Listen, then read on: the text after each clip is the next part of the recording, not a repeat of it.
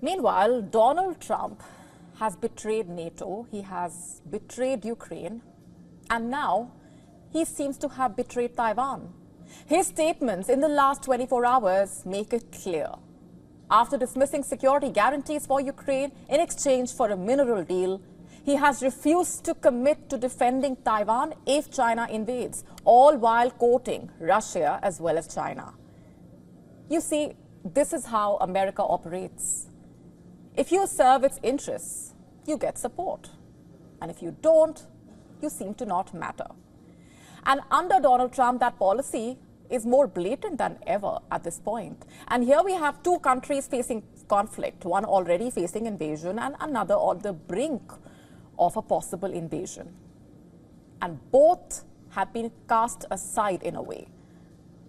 Let's start off with Taiwan. Since returning to the White House, Donald Trump has been deliberately vague as far as Taiwan is concerned. He has carefully chosen his words when it comes to Taiwan. But when a reporter pressed him on the U.S. allied island that China claims as its own on Wednesday, Trump refused to give a straightforward answer. He said, and I'm quoting, "I never comment on that. I don't comment on any because I don't want to ever put myself in that position. And if I said it, I certainly would not say it to you. I'd be saying it to other people, maybe people around this table," quote unquote.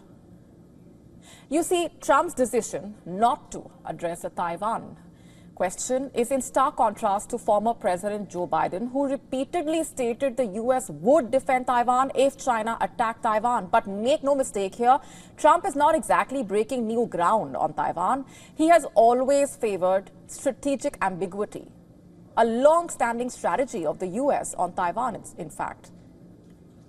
You see, under U.S. law, the Taiwan Relations Act, Taiwan gets weapons from America, but not a guarantee that it will come to Taiwan's defense in case of a war. In fact, Washington has never recognized Taiwan as a sovereign state. Under Joe Biden, the U.S. took a strong chance against China, sailing warships through the Taiwan Strait despite warnings, allowing high-profile visits like Nancy Pelosi's in 2022, and using arms sales as a tool of showing support. What's happening under Donald Trump? America is questioning whether Taiwan is even worth protecting, it seems. America under Trump is questioning the value of its support. Trump has accused Taiwan of, quote-unquote, stealing the U.S. semiconductor business. He has criticized it for trade surpluses with America. He has floated the idea of making Taiwan pay for its own defense. And what does all of that tell you? What value does Taiwan hold for America? Is Taiwan an ally, a strategic asset, a business rival, or just a bargaining chip against China? It's not clear. Taiwan sees a shift as well, by the way. It has increased its defense spending while seeking closer ties with the U.S. And as for Donald Trump, he appears to focus on negotiations and business deals rather than military commitments. And this resembles his approach to Ukraine as well. Before the war, the U.S. rallied Europe, warned of a Russian invasion, and poured weapons into Ukraine. Former President Joe Biden openly supported Kiev and condemned the Russian President Vladimir Putin. And what's happening now?